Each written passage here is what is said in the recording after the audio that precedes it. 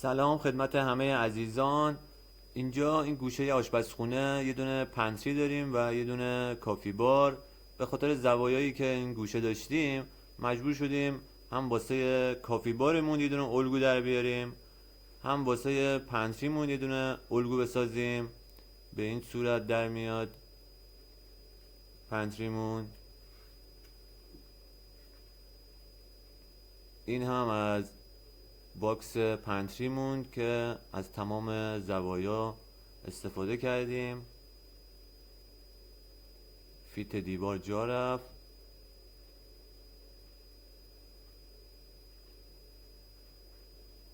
و این هم از باکس کافی بارمون که به این صورت در اومد.